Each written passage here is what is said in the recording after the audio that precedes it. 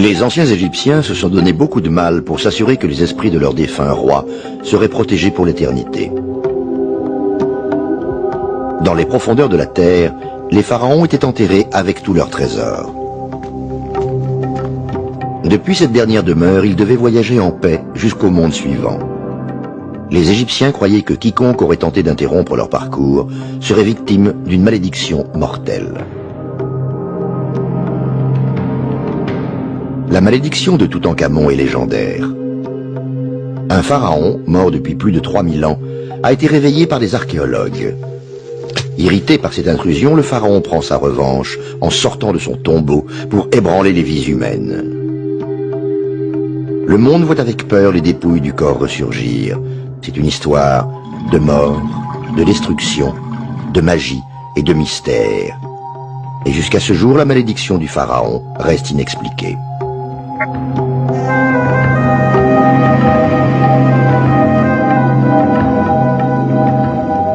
La vallée des rois est l'un des cimetières les plus mystiques du monde. Située tout le long du rivage ouest du Nil, sous l'ombre des falaises abruptes, des dizaines de pharaons égyptiens y furent enterrés. Parmi eux, certains des plus grands souverains de l'Égypte ancienne. Des hommes qui ont commandé aux eaux du Nil de se déverser sur les rives et nourrir le delta. Des hommes qui détenaient le pouvoir et une immense sagesse jusque dans leurs tombeaux. 1000 ans avant Jésus-Christ, le grand empire égyptien commença à disparaître et à devenir vulnérable aux attaques extérieures. Les Grecs et les Romains furent les premiers à prendre le contrôle de l'empire. Ensuite, durant l'ère moderne, ce fut au tour des Français sous l'armée de Napoléon, et finalement, les Anglais prirent le pouvoir. Au tournant du siècle, des légionnaires britanniques affluèrent sur le Nil durant l'occupation de leur pays. Ils vinrent pour différentes raisons. L'égyptologue Howard Carter était attiré par la promesse du trésor enseveli. Le 5e comte de Carnarvon vint pour prendre soin de sa santé. Il a eu un grave accident de voiture en Allemagne qui a énormément affaibli ses bronches. Donc il avait besoin d'un climat chaud et agréable. Aussi étrange que cela puisse paraître, l'Égypte semblait faire l'affaire. En 1915, les deux hommes s'associèrent.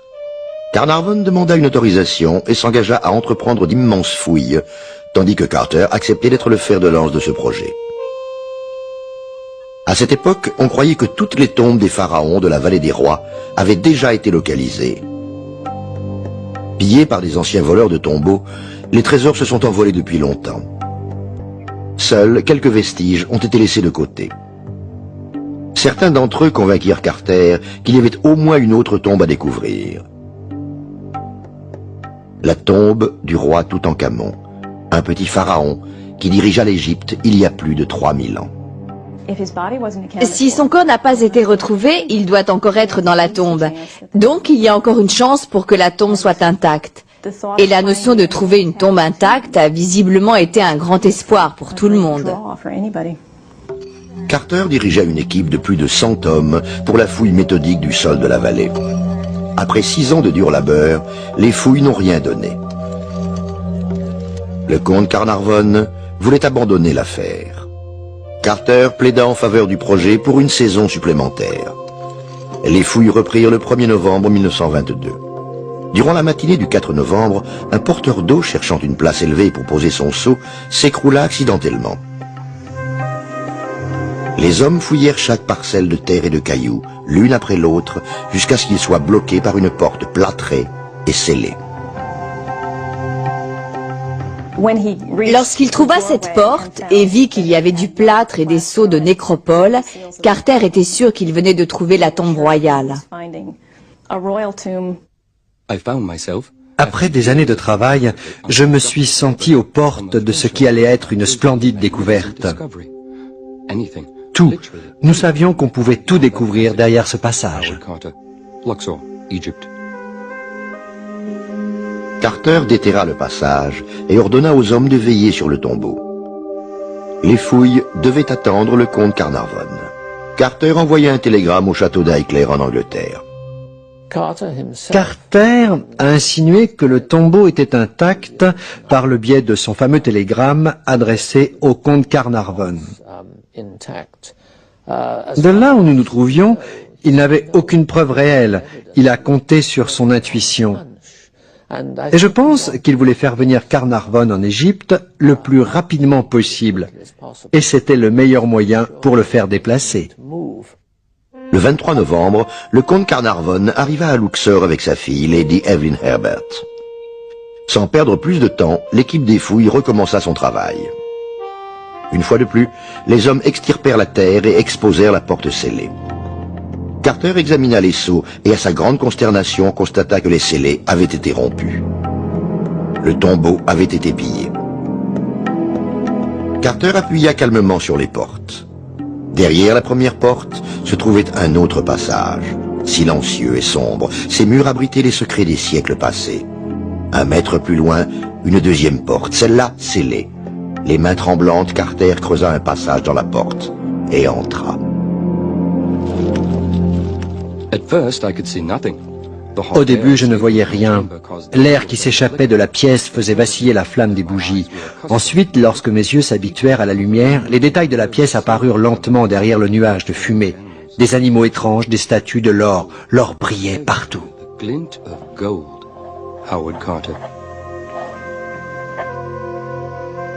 Carter et Carnarvon ont fait une découverte historique. Le tombeau du roi Toutankhamon. En dehors des marques sur la porte, il s'est avéré être intact.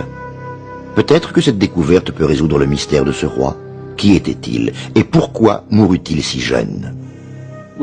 Nous en savons un peu plus à propos de Toutankhamon. Il monta très jeune sur le trône et il mourut aussi très jeune. Il n'a pas régné très longtemps. Nous avons une thèse à ce sujet. En fait, sa mort n'a pas été naturelle. Il a peut-être été assassiné. Le monde s'arracha les journaux qui prétendaient que les trésors du tombeau de Toutankhamon avaient été minutieusement déterrés un à un. Des bijoux, des huiles précieuses, des jarres de vin, des meubles, des chars, des armes et des statues. Il n'y a jamais eu autant de trésors découverts auparavant. Chaque objet dissimulait un secret, promettant de révéler un fragment d'histoire.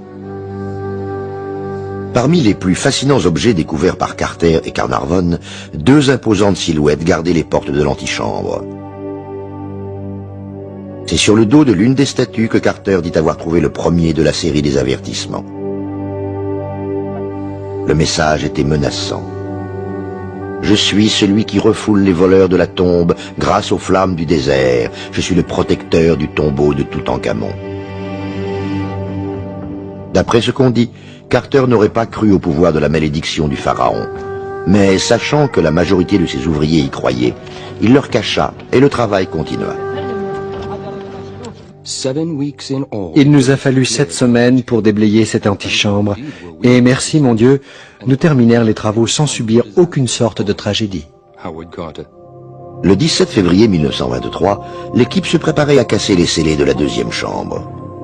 Celle-ci contenait le sarcophage du pharaon. La foule était impatiente. Les fouilleurs étaient inquiets.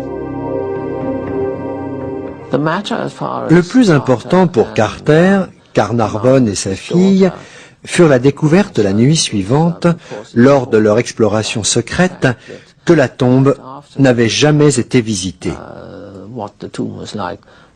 Ils se sont introduits dans la chambre du tombeau et ils ont regardé ce qu'il y avait.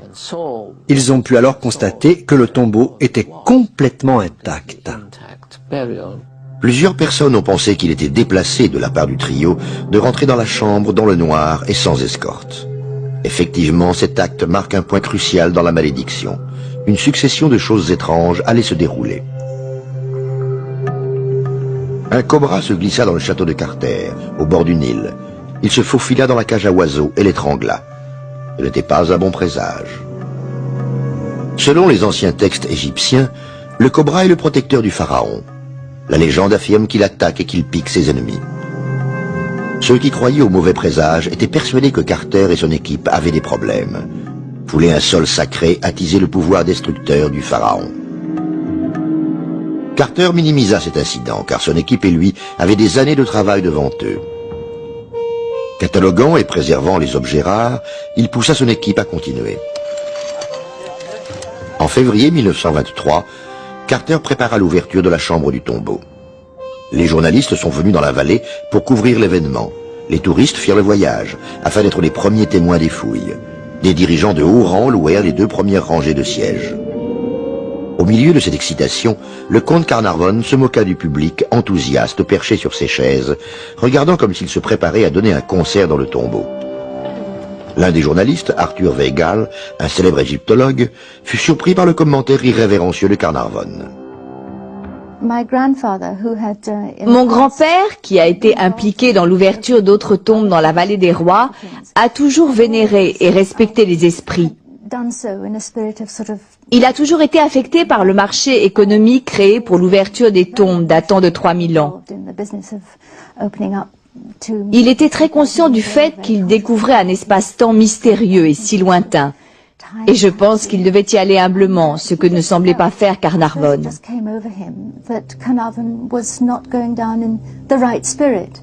J'étais perturbé par cette lettre de Weigall à Carnarvon. Puis, je me suis tourné vers l'homme à côté de moi et je lui ai dit, si Carnarvon garde cet état d'esprit, je lui donne 6 semaines à vivre. Weigall lança son commentaire sans colère. Howard Carter brisa les scellés de la chambre. Il mit les murs à nu avant la fin de la journée. La pièce révéla un énorme tombeau recouvert d'or. La dernière demeure du roi Toutankhamon. Le public était sans voix. Autour du tombeau du roi, il y avait des peintures murales, des trésors éparpillés et les emblèmes de l'enfer. C'est ici que Carter a dû recevoir son 3e avertissement, celui inscrit sur un ancien hiéroglyphe sur une tablette en terre cuite. La mort va tuer de ses ailes quiconque troublera la paix du pharaon. En dépit de l'avertissement, Carter se tourna vers ses invités d'honneur et les fit avancer par 3 à l'intérieur du tombeau pour être témoin de ce magnifique mausolée. J'étais sûr que parmi les personnes présentes, aucune n'oublierait cette expérience. Elle serait gravée dans nos mémoires. Nous avons été présents à la cérémonie funéraire d'un roi mort depuis longtemps et presque oublié. L'étape suivante était de démonter les tombeaux. Cette lourde tâche a pris des mois. Une fois de plus, l'entrée de la tombe a été fermée et des gardes postés devant. L'équipe de fouilles planifia de prendre du repos jusqu'à ce que les préparations soient achevées et que l'équipement soit envoyé. Carter travaillait sur la vallée depuis son château. Le comte Carnarvon voyagea à Assouan pour se relaxer près du Nil. C'était la dernière fois que les hommes se voyaient.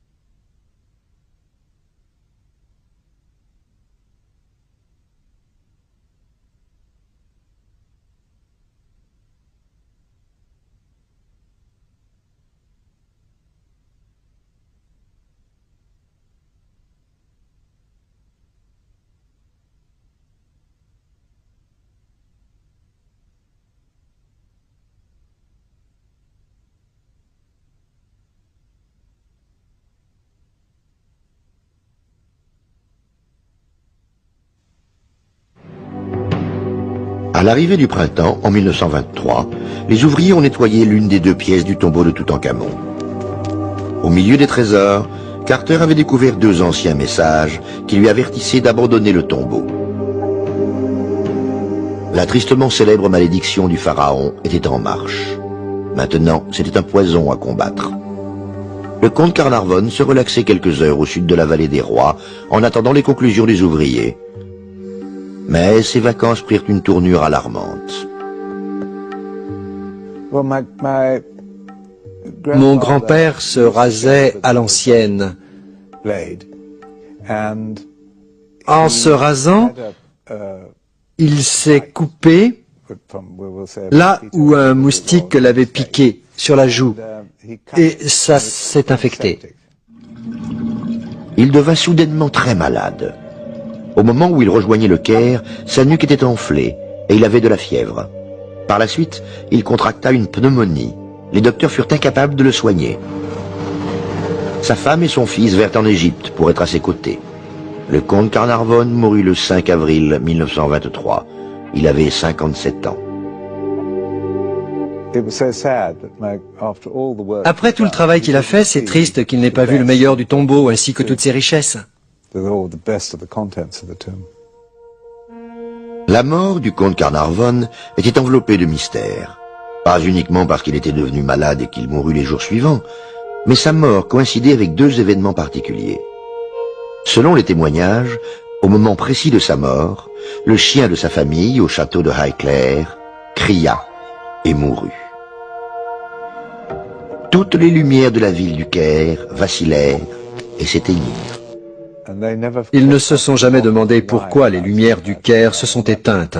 Mais cette histoire s'apparenta bientôt à la malédiction des pharaons. Par rapport à ce que nous savons, ces événements ont réellement eu lieu. Comment les expliquer, ça, je l'ignore. Les journalistes qui ont couvert les fouilles savaient comment expliquer ce phénomène. La malédiction du roi Toutankhamon a été provoquée et maintenant elle prend sa revanche. Les gens étaient abasourdis. Ils ne savaient que dire de la mort prématurée du comte Carnarvon ou des coïncidences qui accompagnèrent ce décès. Même Arthur Weigall était sous pression pour justifier la prédiction qu'il avait faite sur la mort du comte Carnarvon en moins de 6 semaines. Il ne pouvait rien dire de plus à ce propos. Je pense qu'il se sentait un peu malheureux parce qu'il n'était pas capable de faire des prévisions. Il ne se sentait certainement pas fier d'avoir dit ça. Mais il était étonné que cela soit arrivé. C'était une des curieuses prophéties qui semblait échapper au subconscient. L'opinion publique réclama des détails. La mort du chien de la famille à Highclere, la coupure de courant au Caire. Ils étaient seulement trop disposés à croire aux malédictions. Toute l'histoire de ces objets, des antiquités provoquant chagrin et peine à leurs propriétaires, était arrivée bien avant l'histoire de Toutankhamon. Et mon grand-père a toujours été l'écrivain de ces histoires terribles que les gens racontaient. Il disait que même après, leur vie était maudite. L'esprit du roi Toutankhamon est vraisemblablement ressurgi de son tombeau et a pris sa première victime. Qui allait être le suivant? Bien que très affecté par la mort de son mécène et ami, Carter décida de terminer les fouilles et de remonter le trésor et la momie de l'ancien pharaon.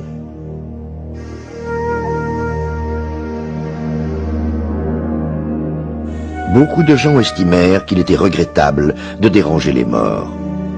Ils étaient persuadés qu'une tragédie allait arriver et essayèrent de dissuader Carter d'exhumer le pharaon. Carnarvon, Carter et leur équipe étaient des professionnels. Ils faisaient leur boulot et je ne pense pas qu'il leur soit venu à l'esprit d'exposer qui que ce soit face au danger. Il ne fallut pas plus de 7 mois à Carter et à son équipe pour extraire la momie de son sarcophage. Ramener la momie était un travail éreintant. Durant l'automne de 1923, l'équipe démolit la cloison principale du tombeau et procéda au démantèlement des 4 énormes tombeaux de bois qui contenaient le sarcophage.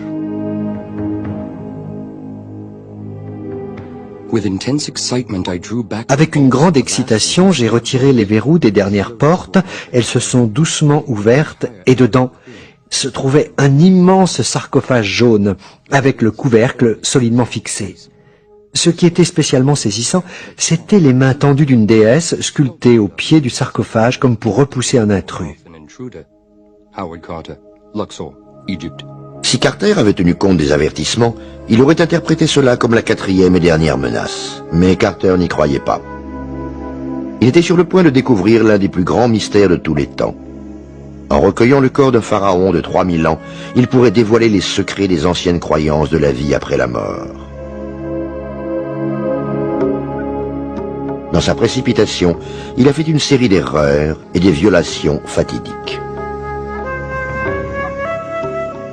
Imaginant un système de poulies, Carter souleva le couvercle du sarcophage de pierre qui révéla le premier des 3 cercueils. Le 3e cercueil lui coupa le souffle. Fait en or massif, il était décoré pour ressembler au jeune roi étendu à l'intérieur. Anxieusement, Carter ouvra le 3e cercueil. Les yeux noirs perçants d'un masque doré le regardaient fixement. Le masque recouvrait la tête de la momie royale.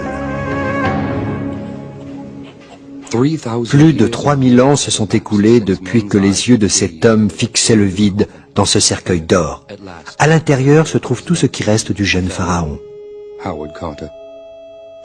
L'irréparable était accompli. Le sommeil paisible du pharaon avait été violé. Les bandelettes qui recouvraient la momie étaient enduites d'une substance épaisse et noire comme de la résine. Au lieu de procéder lentement et de faire des tests pour savoir de quelle matière il s'agissait et quel était le meilleur moyen de l'enlever, Carter alla trop vite. Il n'a pas suivi les protocoles scientifiques. Selon le résultat des experts, il a ravagé le corps de la momie.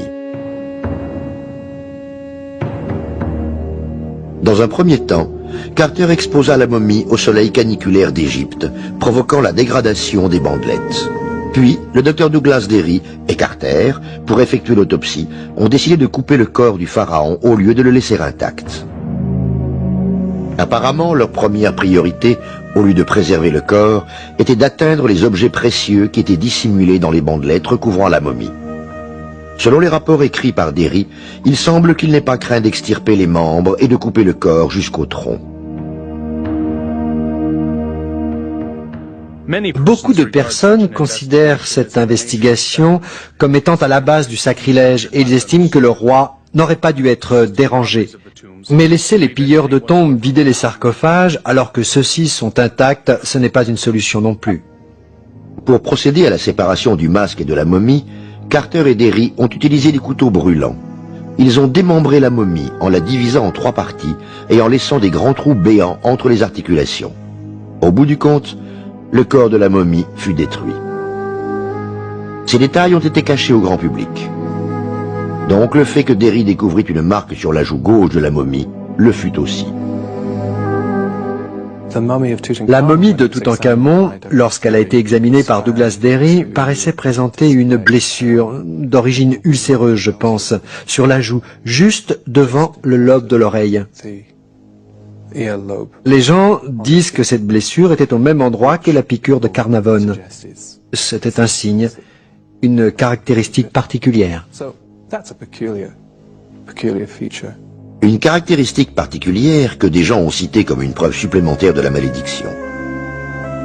Mais si la malédiction existe, quelles devaient être les victimes visées?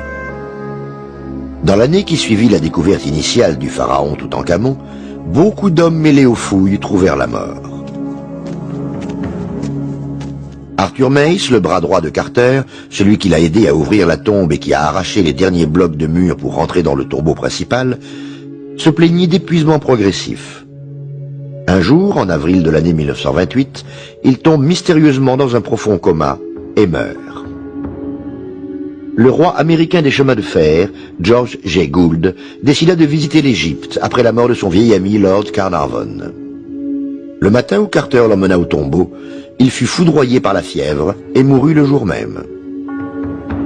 L'égyptologue français Georges Bénédicte est mort en mars 1926 à la suite d'une chute après avoir vu le tombeau. L'industriel britannique Joel Wool succomba à une forte fièvre après sa visite sur le site. Le radiologue Archibald Douglas Reid, qui fit des rayons X sur la momie, souffra d'une étrange attaque et mourut peu de temps après. Et en novembre 1929, le secrétaire de Carter, Richard Bethel, mourut également dans des circonstances étranges. La panique se propagea. En moins de 6 années de fouilles, à peu près 22 personnes impliquées dans la découverte du tombeau du pharaon Toutankhamon sont mortes prématurément et subitement. 13 des victimes avaient fait partie des personnes qui ont ouvert le tombeau. Plusieurs d'entre elles avaient un rapport indirect avec les fouilles. Quand le père de Richard Bethel apprit la mort de son fils, il sauta des 7 étages de l'immeuble où il vivait. Sur le chemin du cimetière, le corbillard qui transportait son corps heurta et tua un petit garçon de 8 ans. Lady Almina, la femme du défunt Lord Carnarvon, déclara que son mari avait été tué par la piqûre d'un insecte. Les gens étaient alarmés par les nouvelles et craignaient que la mort de tous ces hommes et femmes ne soit pas due à la malchance. Cela devait être la preuve de la malédiction. Ils croyaient clairement que le pharaon se vengeait de la profanation de son corps.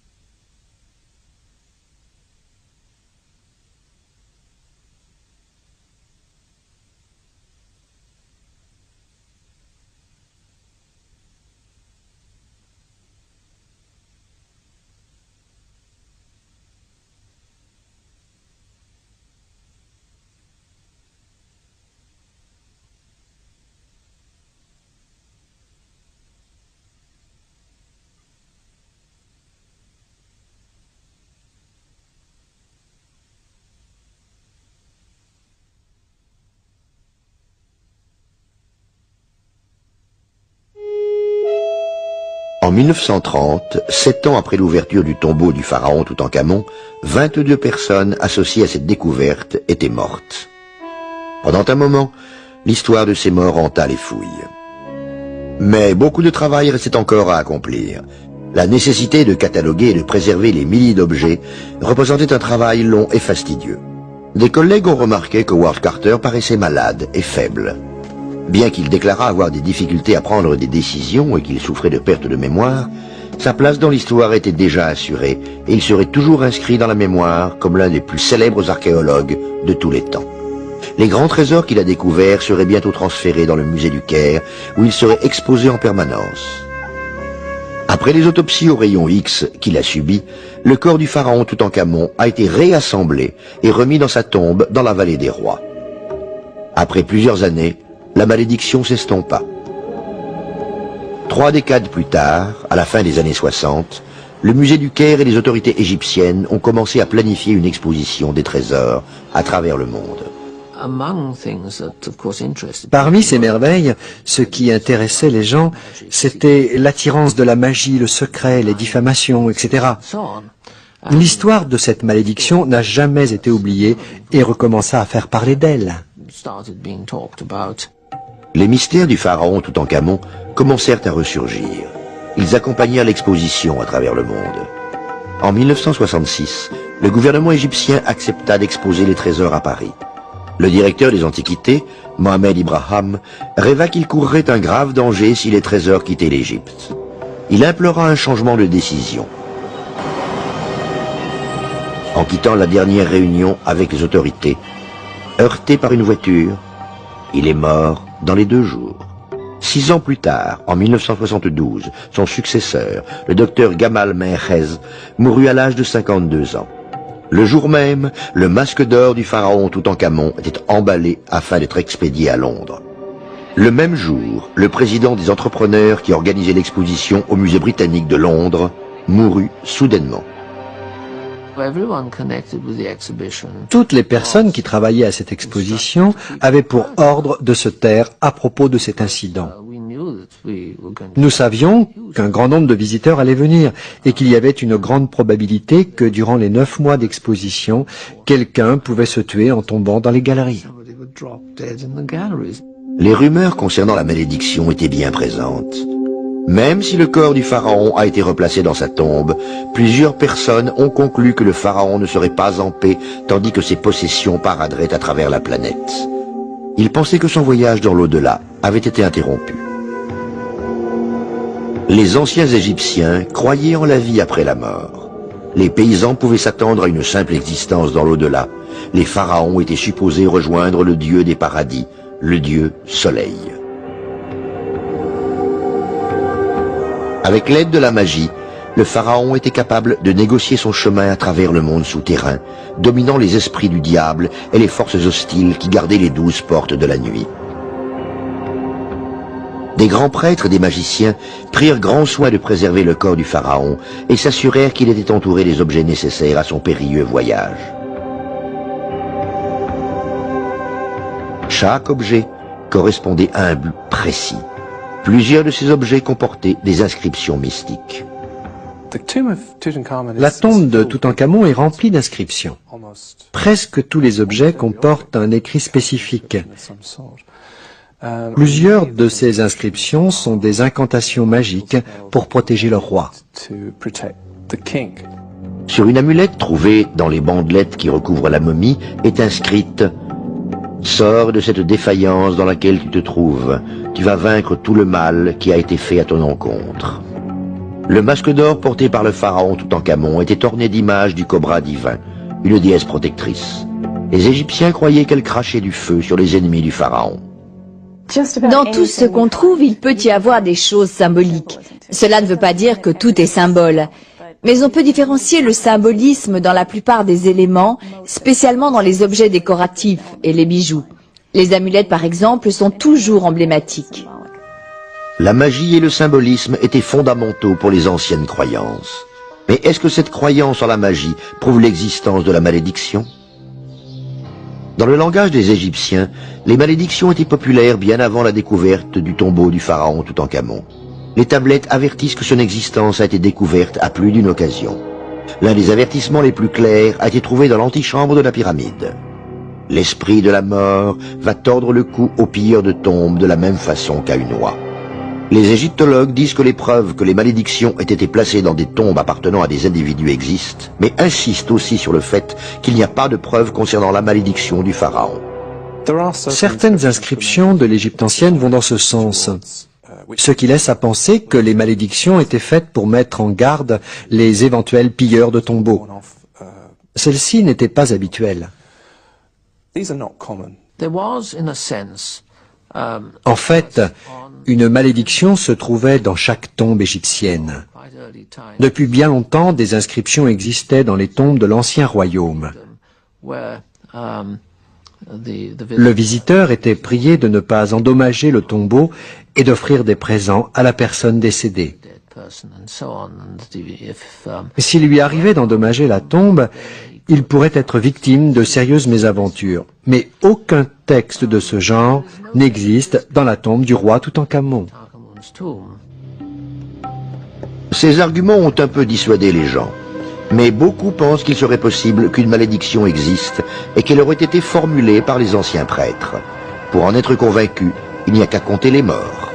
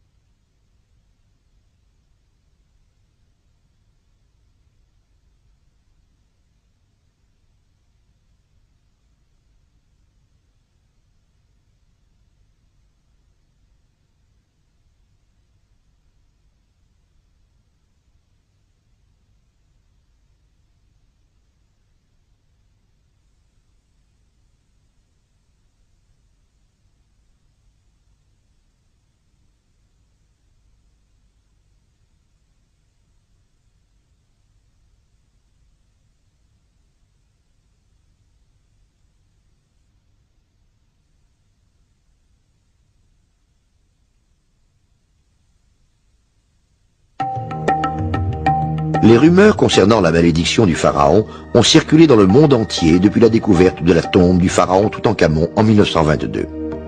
Certains pensent que la malédiction existe encore. Silencieusement, elle emmagasine son pouvoir, tend des embuscades en attendant de frapper sa prochaine victime. Aujourd'hui, les fouilles d'au moins une tombe de la vallée des rois sont en cours. En 1989, dans le cadre d'un projet sur la rive ouest du Nil, l'archéologue américain Kent Weeks relocalisa l'entrée d'une tombe longtemps délaissée dans la vallée des rois. La redécouverte d'une tombe ne nous suffisait pas. Nous avions décidé de fouiller l'intérieur afin de voir ce qu'elle renfermait. Pendant les 6 années suivantes, Weeks et son équipe ont fouillé les 2 premières pièces du tombeau, connues sous le nom de KV5. C'était le tombeau de 48 princes, les fils du pharaon Ramsès II. Le tombeau a été dépouillé durant l'Antiquité. Les recherches n'ont pas permis de découvrir des richesses comme celles trouvées dans la tombe de Toutankhamon, ni aucune preuve d'une quelconque malédiction. Ce qu'ils ont trouvé était ce qu'on trouve habituellement dans toutes les anciennes tombes en Égypte. Un environnement sombre et humide, un terrain propice aux moisissures. Les moisissures peuvent se développer n'importe où. Vous pouvez en trouver dans l'essence, certaines d'entre elles se développent dans les os humains, elles apparaissent aussi sur la lentille d'un appareil photo que nous avons utilisé aujourd'hui. Pour se développer, la moisissure a besoin d'un environnement humide et d'une perpétuelle source de nourriture. La tombe de Toutankhamon est idéale. Dans un premier temps, il y a l'humidité. Régulièrement, la vallée des rois est inondée. L'eau s'est infiltrée dans les corridors, remplissant chaque cavité du sol au plafond. Deuxièmement, il y a la source alimentaire, sous la forme des peintures murales et des offrandes enterrées avec le pharaon. Les scientifiques ont identifié plus de 80 000 sortes de moisissures, dont une petite quantité provient du corps humain mort. Une de ces moisissures a été détectée dans un tombeau royal de la vallée des rois. L'un des germes est connu sous le nom de Aspergillus. Quiconque entra dans la tombe du roi Toutankhamon a été exposé à des colonies de germes d'Aspergillus qui recouvraient les murs.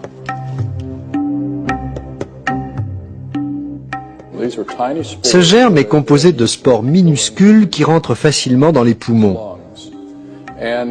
Dans la plupart des cas, si vous inhalez ces spores, vous pouvez avoir une réaction allergique. Vous pouvez éternuer, tousser, peut-être même avoir des maux de tête. Mais si le germe se développe dans les poumons, alors les symptômes risquent d'être plus importants. Des difficultés à respirer, cracher du sang, des congestions. Mais dans certains cas, les gens peuvent survivre et vaincre le mal. En tant qu'être humain, nous sommes tout le temps exposés à des formes mortelles de spores d'Aspergillus. Ils se forment dans nos jardins. Quand nous agitons les spores en ratissant les feuilles ou en bêchant le jardin, nous libérons ces spores dans l'air et les respirons par inadvertance. Les personnes en bonne santé ne sont pas infectées par les spores. Les personnes ayant un système immunitaire faible sont plus facilement infectées. Les spores envahissent la paroi pulmonaire et causent de graves infections qui se terminent par la mort. D'après ce que j'ai compris, Carnarvon était prédisposé. Je suppose que s'il a inhalé des spores d'Aspergillus ou d'une autre espèce, il a pu en mourir. Il y a dû y avoir une période d'incubation. Ce n'est pas venu instantanément. Cela peut prendre des semaines ou des mois. Il semble logique que Lord Carnarvon, qui avait une maladie pulmonaire, soit mort après avoir respiré ces spores. Les symptômes de sa pneumonie étaient constants. Il est difficile d'expliquer la mort des autres victimes, même si plusieurs d'entre elles sont mortes brutalement après avoir visité le tombeau. Les scientifiques s'inclinent devant le fait que la théorie biologique est une explication plausible pour certains des décès. Je pense que la prolifération de moisissures est probablement vraie. Mais la question posée est combien de temps ont-elles persisté? Se sont-elles développées au point de devenir un fléau? C'est malheureusement une spore particulière qui a survécu jusqu'au XXe siècle, depuis l'enterrement du pharaon Toutankhamon. Grâce à un apport perpétuel de nourriture, la famille originale de germes a dû être capable de se reproduire en formant de nouvelles spores pour que celles-ci puissent traverser des milliers d'années. C'est quelque chose que nous devons prendre en compte. En effet, si vous travaillez dans une tombe, dans un espace réduit avec des momies, vous devez probablement porter un masque et des gants. C'est juste une question de bon sens. Peut-être est-ce du bon sens aujourd'hui, mais ce n'était pas le cas à l'époque. Les archéologues modernes sont bien attentifs aux possibilités de contamination sur les sites où ils travaillent. Ils affirment prendre les précautions nécessaires. C'est la raison pour laquelle aucune des personnes ayant fouillé le tombeau KV5 n'est tombée malade ou n'est morte.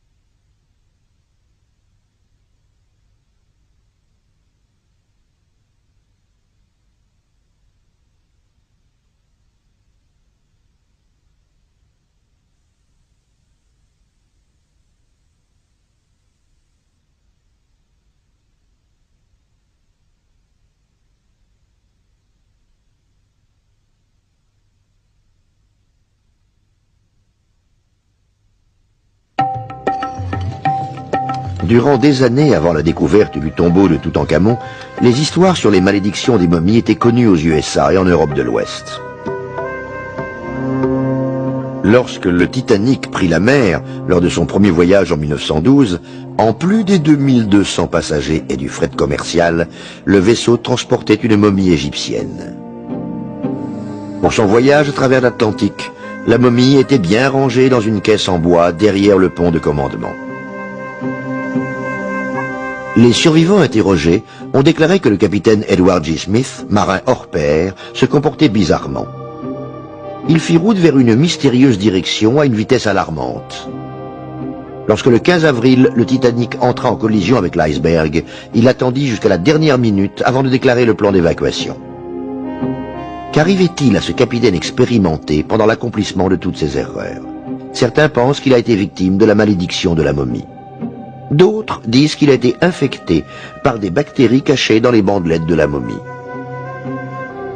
Nous ne saurons jamais ce qui a poussé le Titanic à heurter cet iceberg. Certains s'en tiendront toujours à l'idée que le destin du bateau était d'être attiré au fond de l'océan par la malédiction d'une momie. Le fait de croire en la malédiction fait partie du mysticisme de l'Égypte ancienne. Les scientifiques égyptiens certifient que la malédiction des pharaons n'existe pas et rejettent franchement la notion de la malédiction associée au tombeau du pharaon Toutankhamon. Étant l'une des personnes qui a porté l'un des plus importants objets de la tombe, le superbe et fameux masque d'or que j'ai tenu dans mes mains, je suppose que j'aurais dû être exposé à la malédiction si le masque regardait dans ma direction. Mais heureusement, il regardait dans une autre direction. Je ne crois pas en cette malédiction. Il n'y a aucun rapport entre la tombe de Toutankhamon et une ancienne malédiction. Si les gens veulent croire aux malédictions, c'est dans leur tête. Et dans le cas de la tombe de Toutankhamon, c'est un conte moderne. Les gens ont toujours attribué à l'Égypte et à l'Égypte ancienne toutes sortes de pouvoirs mystiques qui, petit à petit, sont oubliés par les générations futures. Mais rien dans les textes de cette époque-là ne permet de soutenir la notion de malédiction comme la supposée malédiction de Toutankhamon. Les historiens prétendent que les soi-disant avertissements trouvés sur la tombe ne sont qu'un mythe. Il se trouve en particulier que Carter a toujours déclaré ne pas croire à cette malédiction. Et justement, Carter a vécu jusqu'en 1939, 27 ans après la découverte de la tombe. Harry Burton, le photographe de l'expédition, mourut 1 an après lui. Douglas Derry vécut jusqu'en 1969, atteignant l'âge respectable de 87 ans.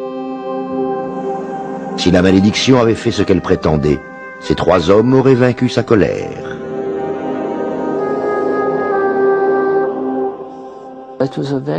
C'est une malédiction à succès et à échec.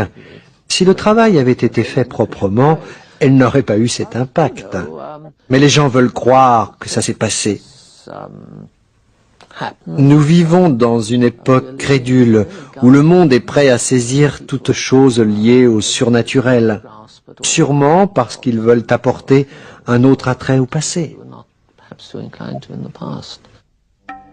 Ceux qui croient à cette malédiction se demandent toujours pourquoi tant de personnes s'impliquent dans les fouilles du défunt pharaon Toutankhamon, en sachant qu'il leur restera peu de temps à vivre pour profiter de leur découverte.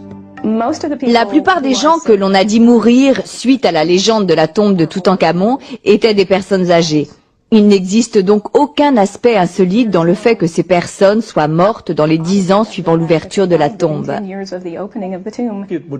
Il serait prudent de dire que chaque personne qui a travaillé dans la vallée des rois va éventuellement mourir. Mais il n'y a certainement rien qui prouve qu'il y ait une malédiction. Les gens qui travaillent régulièrement dans la vallée ont l'habitude de parler des malédictions. Parfois, les événements sont assez étranges pour le devenir encore plus chez les crédules. Durant une fouille, l'archéologue égyptien Zahi Hawass dit avoir reçu des nouvelles désastreuses chaque fois qu'il déterrait les antiquités et les rapportait au musée du Caire.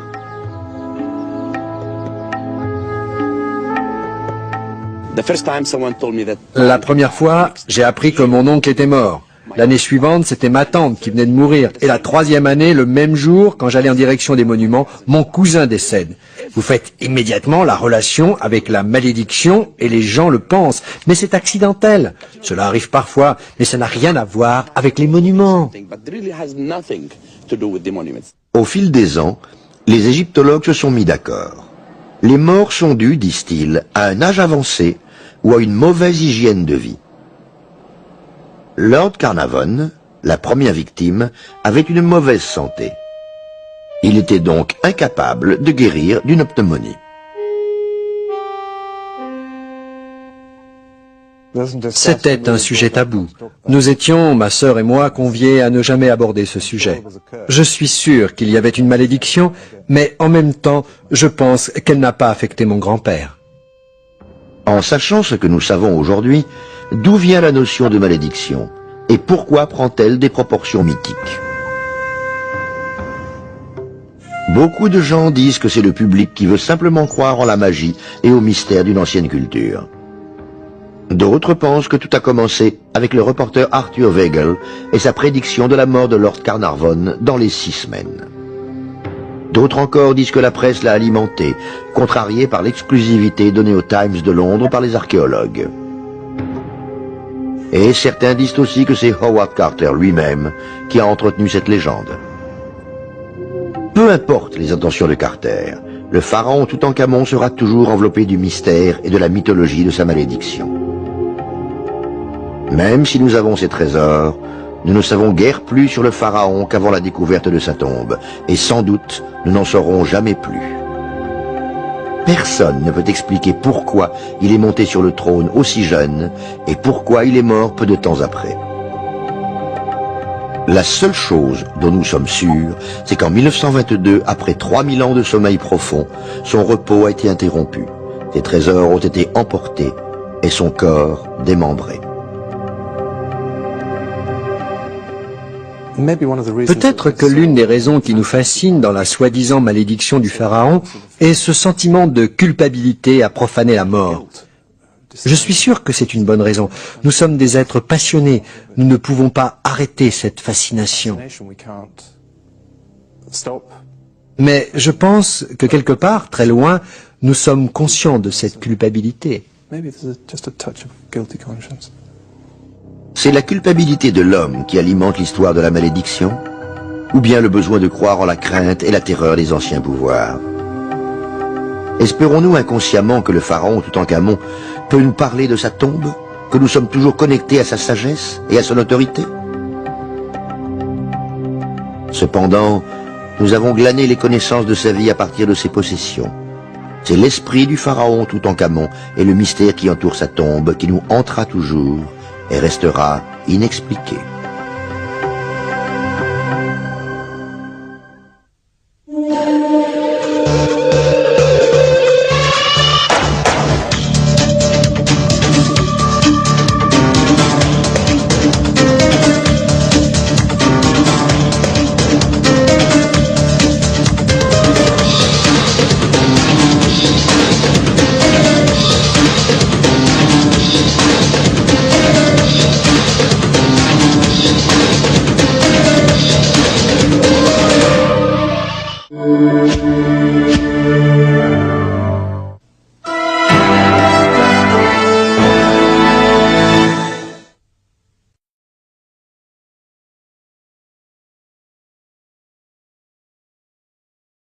Existe dans la tombe du roi Toutankhamon.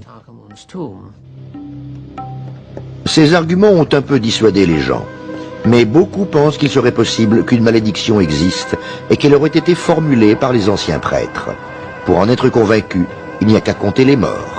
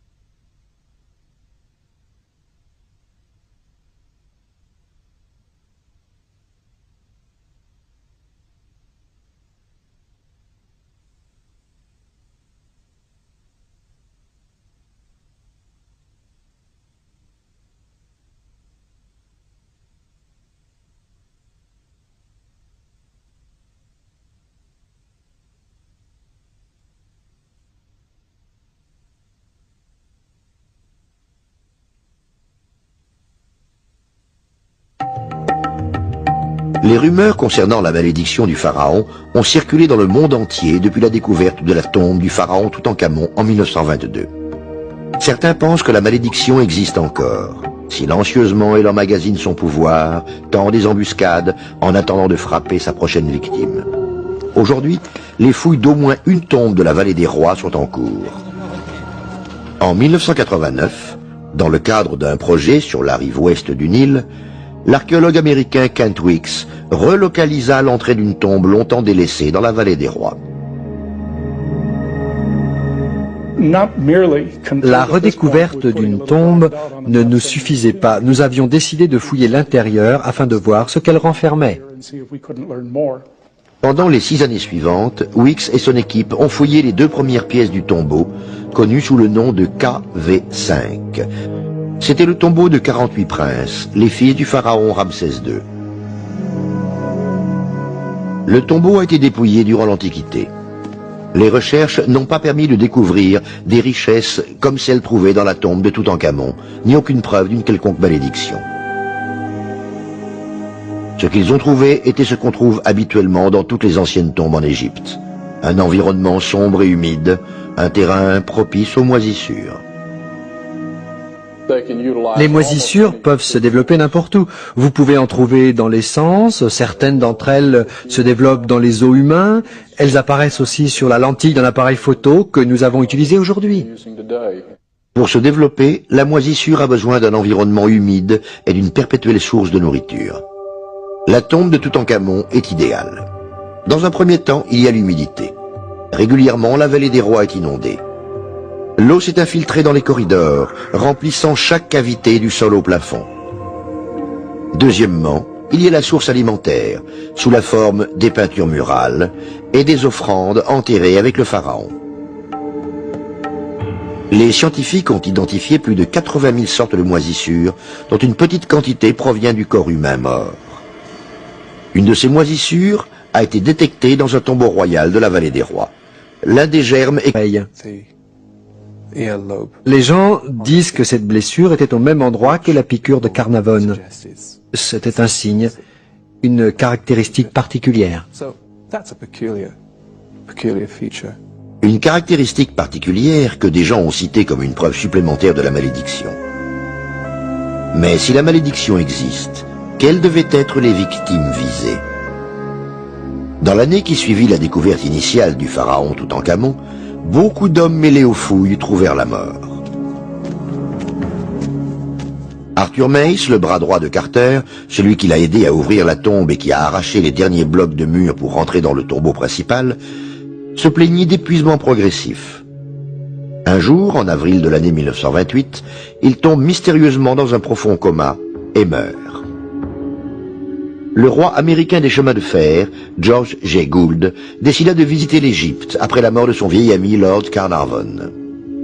Le matin où Carter l'emmena au tombeau, il fut foudroyé par la fièvre et mourut le jour même. L'égyptologue français Georges Bénédicte est mort en mars 1926 à la suite d'une chute après avoir vu le tombeau. L'industriel britannique Joel Wool succomba à une forte fièvre après sa visite sur le site. Le radiologue Archibald Douglas Reid, qui fit des rayons X sur la momie, souffra d'une étrange attaque et mourut peu de temps après. Et en novembre 1929, le secrétaire de Carter, Richard Bethel, mourut également dans des circonstances étranges. La panique se propagea. En moins de 6 années de fouilles, à peu près 22 personnes impliquées dans la découverte du tombeau du pharaon Toutankhamon sont mortes prématurément et subitement. 13 des victimes avaient fait partie des personnes qui ont ouvert le tombeau. Plusieurs d'entre elles avaient un rapport indirect avec les fouilles. Quand le père de Richard Bethel apprit la mort de son fils, il sauta des 7 étages de l'immeuble où il vivait. Sur le chemin du cimetière, le corbillard qui transportait son corps heurta et tua un petit garçon de 8 ans. Lady Almina, la femme du défunt Lord Carnarvon, déclara que son mari avait été tué par la piqûre d'un insecte. Les gens étaient alarmés par les nouvelles et craignaient que la mort de tous ces hommes et femmes ne soit pas due à la malchance. Cela devait être la preuve de la malédiction. Il croyait clairement que le pharaon se vengeait de la profanation de son corps.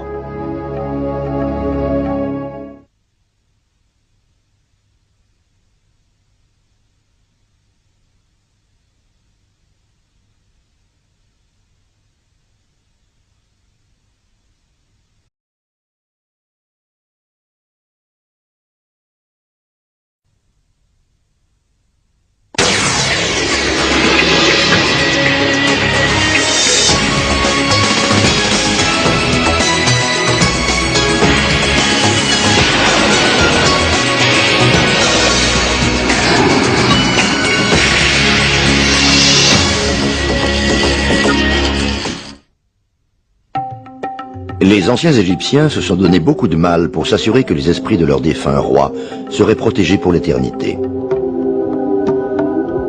Dans les profondeurs de la terre, les pharaons étaient enterrés avec tous leurs trésors. Depuis cette dernière demeure, ils devaient voyager en paix jusqu'au monde suivant. Les Égyptiens croyaient que quiconque aurait tenté d'interrompre leur parcours serait victime d'une malédiction mortelle. La malédiction de Toutankhamon est légendaire. Un pharaon, mort depuis plus de 3000 ans, a été réveillé par des archéologues. Irrité par cette intrusion, le pharaon prend sa revanche en sortant de son tombeau pour ébranler les vies humaines. Le monde voit avec peur les dépouilles du corps ressurgir. C'est une histoire de mort, de destruction, de magie et de mystère. Et jusqu'à ce jour, la malédiction du pharaon reste inexpliquée.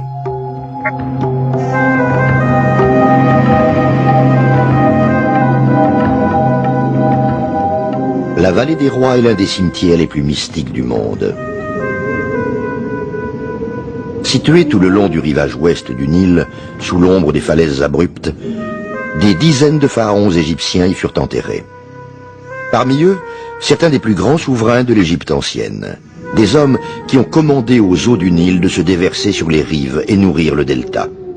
Des hommes qui détenaient le pouvoir et une immense sagesse jusque dans leurs tombeaux. 1000 ans avant Jésus-Christ, le grand empire égyptien commença à disparaître et à devenir vulnérable aux attaques extérieures. Les Grecs et les Romains furent les premiers à prendre le contrôle de l'empire. Ensuite, durant l'ère moderne, ce fut au tour des Français sous l'armée de Napoléon, et finalement, les Anglais prirent le pouvoir. Au tournant du siècle, des légionnaires britanniques affluèrent sur le Nil durant l'occupation de leur pays. Ils vinrent pour différentes raisons. L'égyptologue Howard Carter était attiré par la promesse du trésor enseveli. Le 5e comte de Carnarvon vint pour prendre soin de sa santé.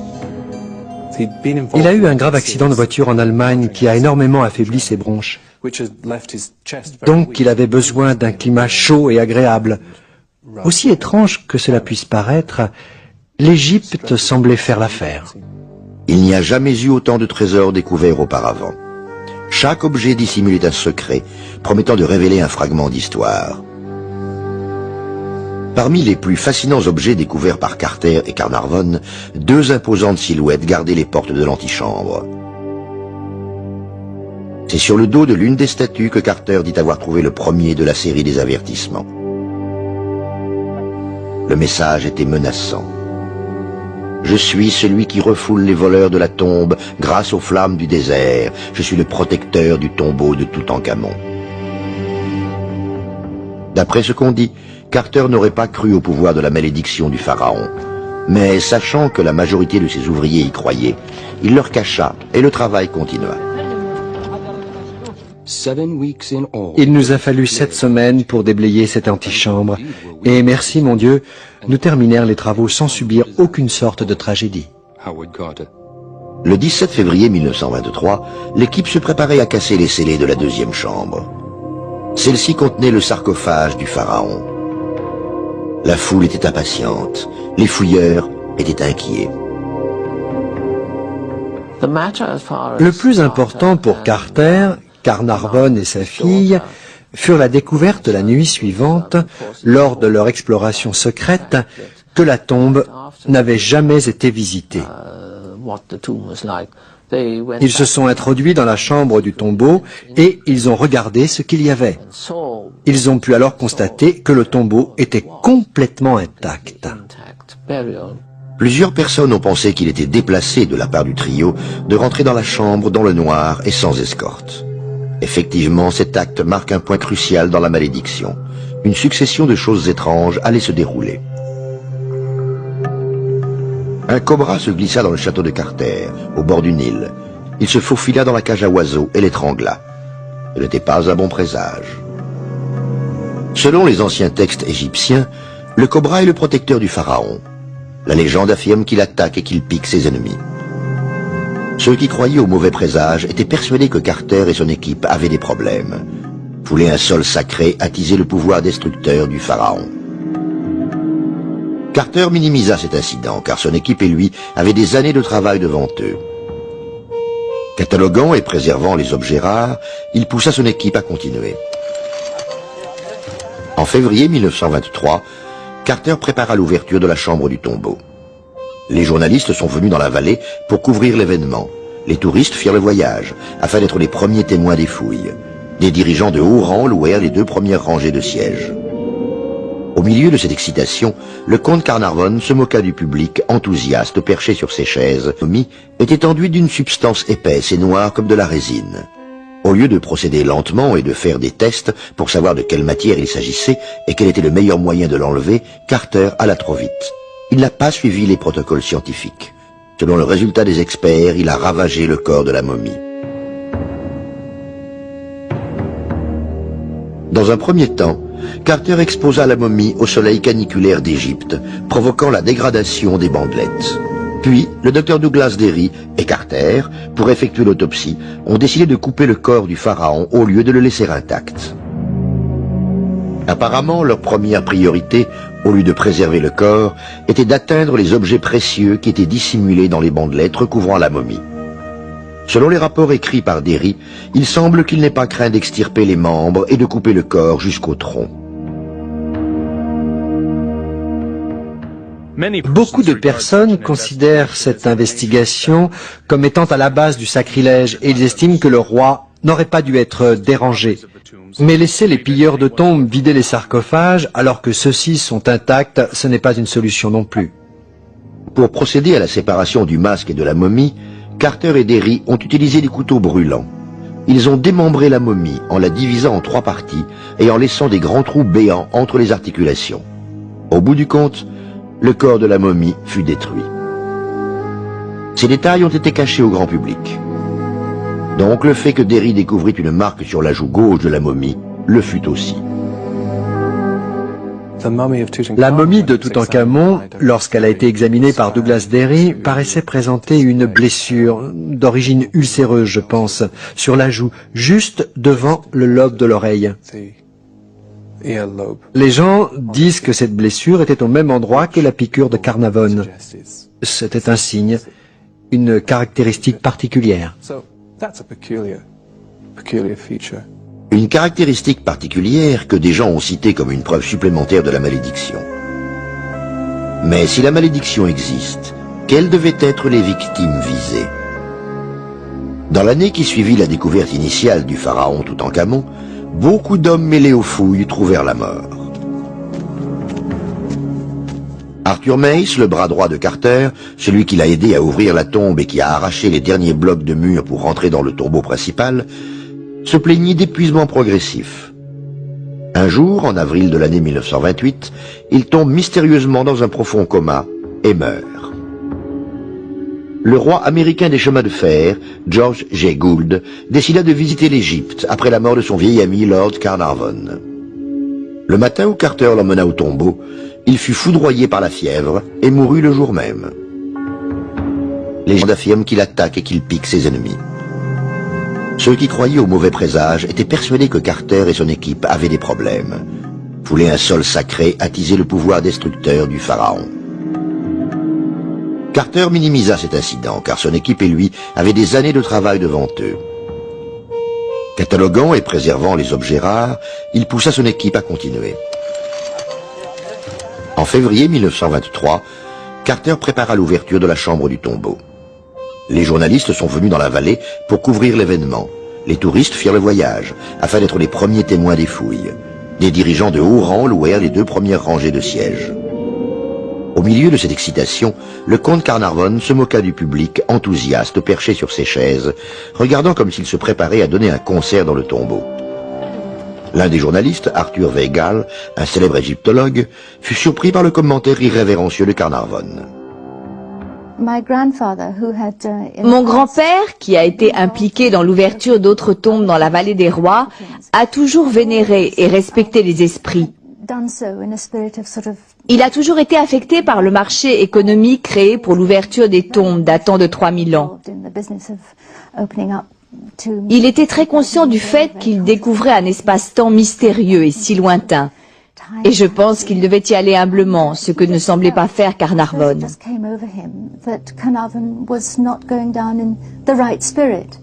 J'étais perturbé par cette lettre de Weigall à Carnarvon. Puis, je me suis tourné vers l'homme à côté de moi et je lui ai dit, si Carnarvon garde cet état d'esprit, je lui donne 6 semaines à vivre. Weigall lança son commentaire sans colère. Howard Carter brisa les scellés de la chambre. Il mit les murs à nu avant la fin de la journée. La pièce révéla un énorme tombeau recouvert d'or. La dernière demeure du roi Toutankhamon. Le public était sans voix. Autour du tombeau du roi, il y avait des peintures murales, des trésors éparpillés et les emblèmes de l'enfer. C'est ici que Carter a dû recevoir son 3e avertissement, celui inscrit sur un ancien hiéroglyphe sur une tablette en terre cuite. La mort va tuer de ses ailes quiconque troublera la paix du pharaon. En dépit de l'avertissement, Carter se tourna vers ses invités d'honneur et les fit avancer par 3 à l'intérieur du tombeau pour être témoin de ce magnifique mausolée. J'étais sûr que parmi les personnes présentes, aucune n'oublierait cette expérience. Elle serait gravée dans nos mémoires. Nous avons été présents à la cérémonie funéraire d'un roi mort depuis longtemps et presque oublié. L'étape suivante était de démonter les tombeaux. Cette lourde tâche a pris des mois. Une fois de plus, l'entrée de la tombe a été fermée et des gardes postés devant. L'équipe de fouilles planifie. Toutes les personnes qui travaillaient à cette exposition avaient pour ordre de se taire à propos de cet incident. Nous savions qu'un grand nombre de visiteurs allaient venir et qu'il y avait une grande probabilité que durant les 9 mois d'exposition, quelqu'un pouvait se tuer en tombant dans les galeries. Les rumeurs concernant la malédiction étaient bien présentes. Même si le corps du pharaon a été replacé dans sa tombe, plusieurs personnes ont conclu que le pharaon ne serait pas en paix tandis que ses possessions paraderaient à travers la planète. Ils pensaient que son voyage dans l'au-delà avait été interrompu. Les anciens Égyptiens croyaient en la vie après la mort. Les paysans pouvaient s'attendre à une simple existence dans l'au-delà. Les pharaons étaient supposés rejoindre le dieu des paradis, le dieu Soleil. Avec l'aide de la magie, le pharaon était capable de négocier son chemin à travers le monde souterrain, dominant les esprits du diable et les forces hostiles qui gardaient les 12 portes de la nuit. Des grands prêtres et des magiciens prirent grand soin de préserver le corps du pharaon et s'assurèrent qu'il était entouré des objets nécessaires à son périlleux voyage. Chaque objet correspondait à un but précis. Plusieurs de ces objets comportaient des inscriptions mystiques. La tombe de Toutankhamon est remplie d'inscriptions. Presque tous les objets comportent un écrit spécifique. Plusieurs de ces inscriptions sont des incantations magiques pour protéger le roi. Sur une amulette trouvée dans les bandelettes qui recouvrent la momie est inscrite « Sors de cette défaillance dans laquelle tu te trouves. Tu vas vaincre tout le mal qui a été fait à ton encontre. » Le masque d'or porté par le pharaon Toutankhamon était orné d'images du cobra divin, une déesse protectrice. Les Égyptiens croyaient qu'elle crachait du feu sur les ennemis du pharaon. Dans tout ce qu'on trouve, il peut y avoir des choses symboliques. Cela ne veut pas dire que tout est symbole. Mais on peut différencier le symbolisme dans la plupart des éléments, spécialement dans les objets décoratifs et les bijoux. Les amulettes, par exemple, sont toujours emblématiques. La magie et le symbolisme étaient fondamentaux pour les anciennes croyances. Mais est-ce que cette croyance en la magie prouve l'existence de la malédiction ? Dans le langage des Égyptiens, les malédictions étaient populaires bien avant la découverte du tombeau du pharaon Toutankhamon. Les tablettes avertissent que son existence a été découverte à plus d'une occasion. L'un des avertissements les plus clairs a été trouvé dans l'antichambre de la pyramide. L'esprit de la mort va tordre le cou au pilleur de tombes de la même façon qu'à une oie. Les égyptologues disent que les preuves que les malédictions aient été placées dans des tombes appartenant à des individus existent, mais insistent aussi sur le fait qu'il n'y a pas de preuves qu'on... Nous ne saurons jamais ce qui a poussé le Titanic à heurter cet iceberg. Certains s'en tiendront toujours à l'idée que le destin du bateau était d'être attiré au fond de l'océan par la malédiction d'une momie. Le fait de croire en la malédiction fait partie du mysticisme de l'Égypte ancienne. Les scientifiques égyptiens certifient que la malédiction des pharaons n'existe pas et rejettent franchement la notion de la malédiction associée au tombeau du pharaon Toutankhamon. Étant l'une des personnes qui a porté l'un des plus importants objets de la tombe, le superbe et fameux masque d'or que j'ai tenu dans mes mains, je suppose que j'aurais dû être exposé à la malédiction si le masque regardait dans ma direction. Mais heureusement, il regardait dans une autre direction. Je ne crois pas en cette malédiction. Il n'y a aucun rapport entre la tombe de Toutankhamon et une ancienne malédiction. Si les gens veulent croire aux malédictions, c'est dans leur tête. Et dans le cas de la tombe de Toutankhamon, c'est un conte moderne. Les gens ont toujours attribué à l'Égypte et à l'Égypte ancienne toutes sortes de pouvoirs mystiques qui, petit à petit, sont oubliés par les générations futures. Mais rien dans les textes de cette époque-là ne permet de soutenir la notion de malédiction comme la supposée malédiction de Toutankhamon. Les historiens prétendent que les soi-disant avertissements trouvés sur la tombe ne sont qu'un mythe. Il se trouve, en particulier, que Carter a toujours déclaré ne pas croire à cette malédiction.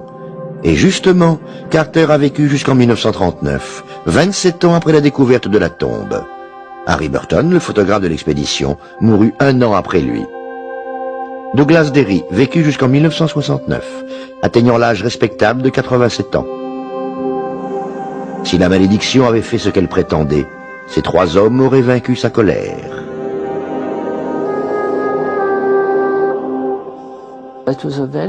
C'est une malédiction à succès et à échec. Si le travail avait été fait proprement, elle n'aurait pas eu cet impact. Mais les gens veulent croire que ça s'est passé. Nous vivons dans une époque crédule où le monde est prêt à saisir toute chose liée au surnaturel, sûrement parce qu'ils veulent apporter un autre attrait au passé. Ceux qui croient à cette malédiction se demandent toujours pourquoi tant de personnes s'impliquent dans les fouilles du défunt pharaon Toutankhamon, en sachant qu'il leur restera peu de temps à vivre pour profiter de leur découverte. La plupart des gens que l'on a dit mourir suite à la légende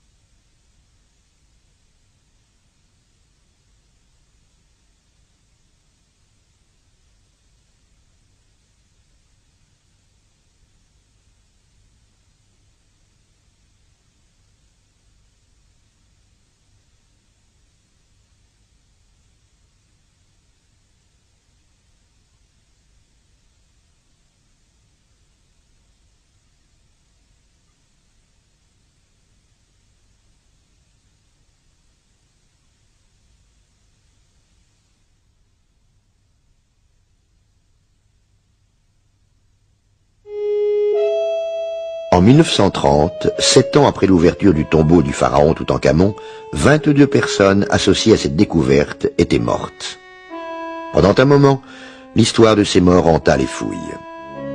Mais beaucoup de travail restait encore à accomplir. La nécessité de cataloguer et de préserver les milliers d'objets représentait un travail long et fastidieux. Des collègues ont remarqué que Howard Carter paraissait malade et faible. Bien qu'il déclarât avoir des difficultés à prendre des décisions et qu'il souffrait de perte de mémoire, sa place dans l'histoire était déjà assurée et il serait toujours inscrit dans la mémoire comme l'un des plus célèbres archéologues de tous les temps. Les grands trésors qu'il a découverts seraient bientôt transférés dans le musée du Caire, où ils seraient exposés en permanence. Après les autopsies au rayon X qu'il a subies, le corps du pharaon Toutankhamon a été réassemblé et remis dans sa tombe dans la vallée des rois. Après plusieurs années, la malédiction s'estompa.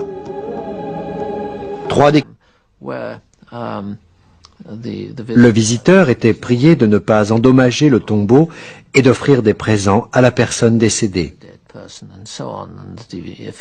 S'il lui arrivait d'endommager la tombe, il pourrait être victime de sérieuses mésaventures. Mais aucun texte de ce genre n'existe dans la tombe du roi Toutankhamon.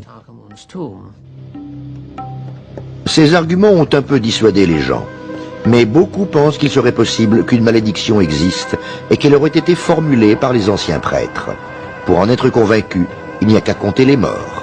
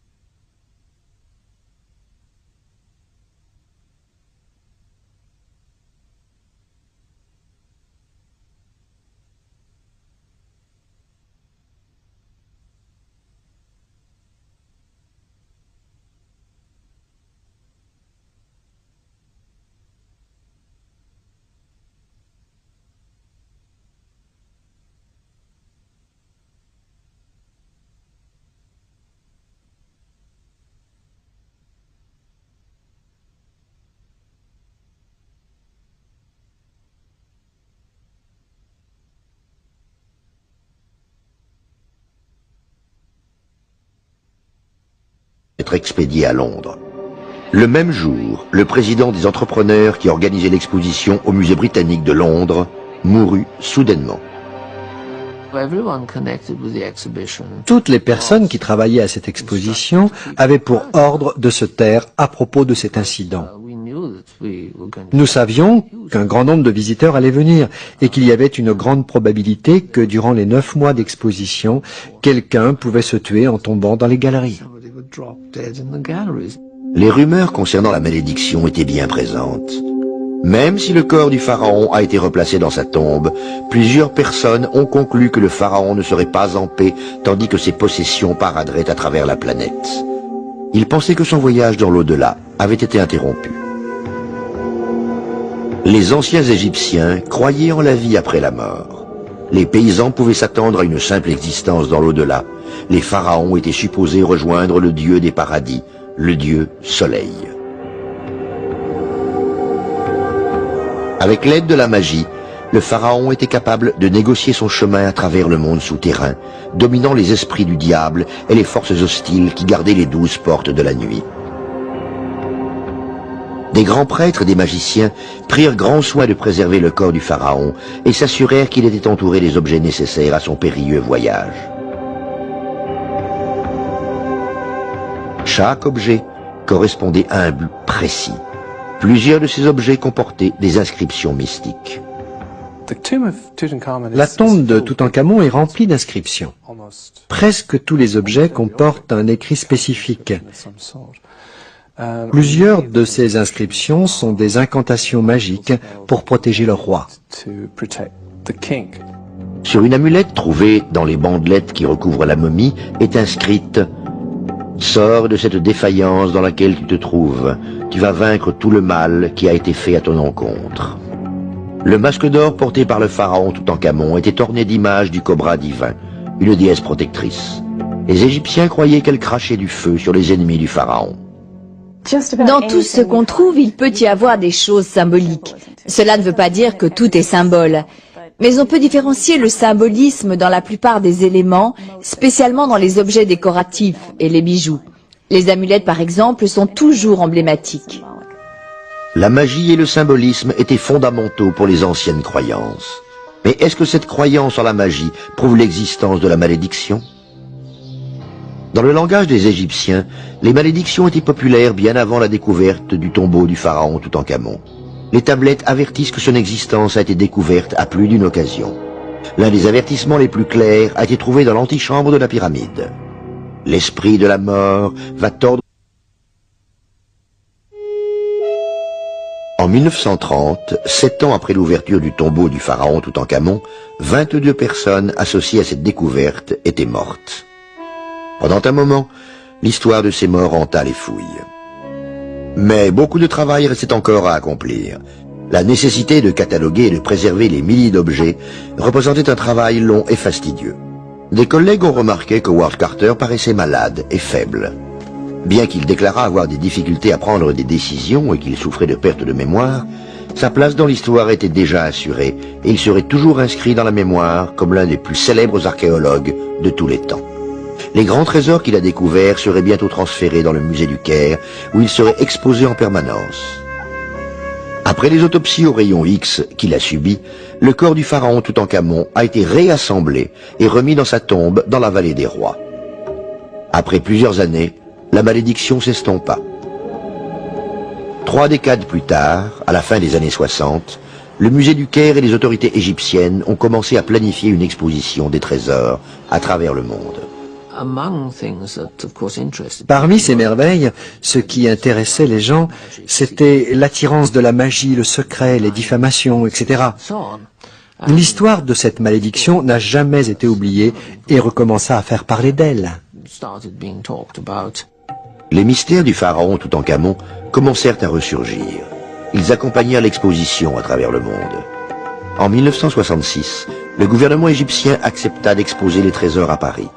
Le directeur des Antiquités, Mohamed Ibrahim, rêva qu'il courrait un grave danger si les trésors quittaient l'Égypte. Il implora un changement de décision. En quittant la dernière réunion avec les autorités, heurté par une voiture, il est mort dans les 2 jours. 6 ans plus tard, en 1972, son successeur, le docteur Gamal Menhez, mourut à l'âge de 52 ans.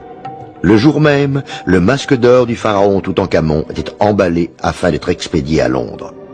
Le même jour, le président des entrepreneurs qui organisait l'exposition au musée britannique de Londres mourut soudainement. Toutes les personnes qui travaillaient à cette exposition avaient pour ordre de se taire à propos de cet incident. Nous savions qu'un grand nombre de visiteurs allaient venir et qu'il y avait une grande probabilité que durant les 9 mois d'exposition, quelqu'un pouvait se tuer en tombant dans les galeries. Les rumeurs concernant la malédiction étaient bien présentes. Même si le corps du pharaon a été replacé dans sa tombe, plusieurs personnes ont conclu que le pharaon ne serait pas en paix tandis que ses possessions paraderaient à travers la planète. Ils pensaient que son voyage dans l'au-delà